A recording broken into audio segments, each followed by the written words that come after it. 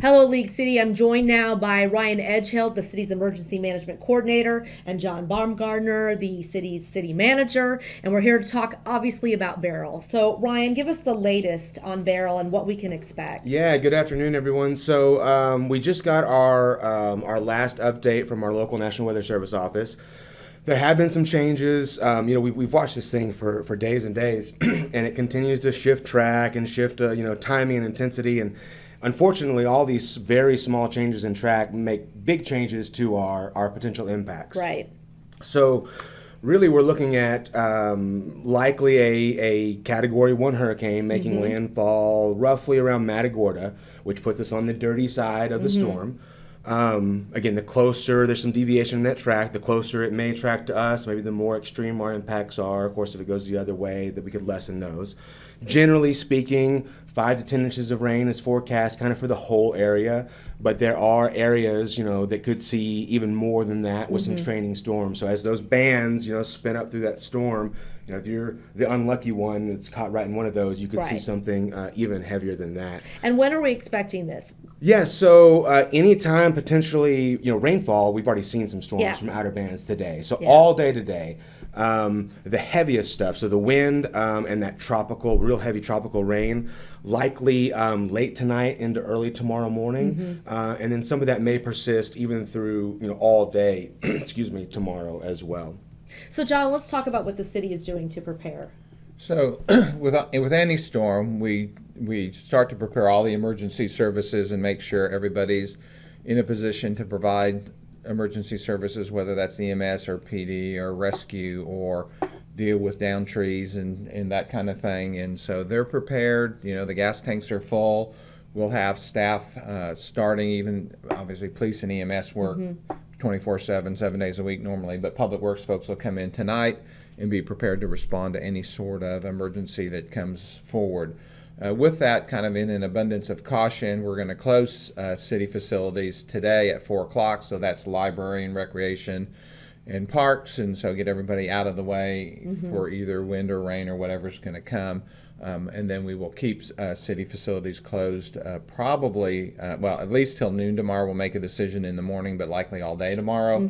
And we'll cancel all recreation programming all day tomorrow. We've already That made, includes summer camp, so we got to remind residents. that includes summer camp. That includes trash service. So those of you who put a trash can out, my one warning is bring your trash can back in. That's one of the biggest culprits we see with the wind blocking storm drainage and not allowing things to drain, whether it's the lid off of your trash can or whether it's a trash bag gets down there, gets clogged, and then we can't see it and we can't find it and we can't pull it out until the rain quits. And so if you could put your trash cans inside, those who have Monday service, Mayor Waste will be back out Thursday next week to pick that up. So, Ryan, what should residents be doing now? Well, the biggest thing that I would say based off of what we're seeing here is what John's alluding to, not only with trash cans, but any loose item around your house. It's very likely that we'll see the tropical storm force winds. It's possible we see gusts into hurricane force winds, again, depending on where that track is. So anything that's not secured around your home, one, that just becomes a hazard for windows, doors, your neighbor's houses, fences, Right. those kind of things. But one of the bigger concerns, and I appreciate John mentioning, is any of those things, like your trash can, your patio furniture, etc. If any of that makes its way into the street and blocks a storm drain, Yeah. you could go from having, nuisance street flooding that we see, all the time with these types of events to, potentially structural flooding just because you've blocked a storm drain. So that's huge to secure the things around your home. The other big thing with the wind is the potential for power outages. So especially if you're reliant on any type of powered medical devices, make sure you have a plan in place that if you were to lose power, you can continue those services. Obviously, if it's a life-threatening emergency, do call 911 and let us know that that's occurring. But any preparations you can make for yourself to be without power, I don't see this being a 3-4 long day duration power outages, but we could see off and on power outages tomorrow based off of those winds and what it does to kind of the vegetative debris, that takes down some lines. Let's talk about flooding. Obviously, a lot of folks have PTSD from Harvey. This is Yes. clearly not a Harvey event, but we could see some localized street flooding. Absolutely.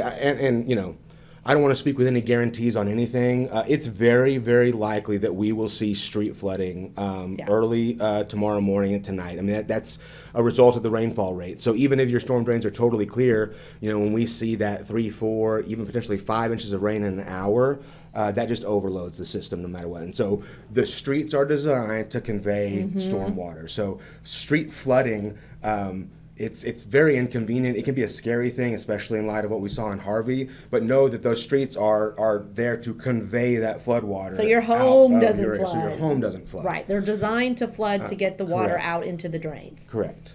So Ryan, obviously, if you don't have to be out from starting at what point, don't be out. Yeah, so I would tell folks, generally speaking, wherever you are at, say, 8 o'clock tonight, I would plan to stay there through the night. And then obviously, if you can, make arrangements for any work tomorrow. If you can work from home, I'd encourage folks to stay home tomorrow. The biggest injuries that we see in these kind of things aren't from structural flooding in terms of personal injuries. It's out driving through flooded water, running into down power lines, thinking that you can get by something and you just can't. So wherever you are, plan to stay put. And we've always passed that message: turn around, don't drown, because Turn around, don't just a small amount of water, 10 inches of water, can totally. Yeah, less than a foot of moving water will Yeah. push your car off the road easily.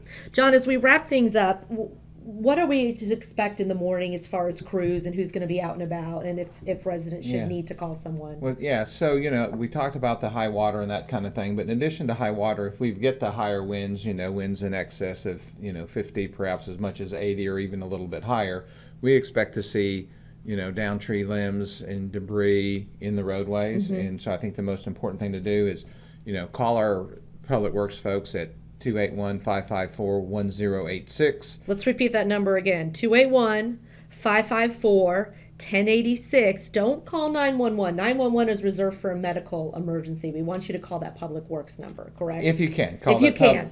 Call the Public Works number and let our emergency responders deal with other types of emergencies. Right. And our Public Works folks, they're manning that line. They're starting tonight, and they'll man it all through the day tomorrow as long as that's needed. And so, so that's, like I said, easy way. And then they get that logged, and they'll send crews as soon as they can to keep the streets cleared. All right, League City, thank you so much for watching. We'll have another briefing later today on the storm and what to expect, and of course, what we need you to be doing and what city crews are doing.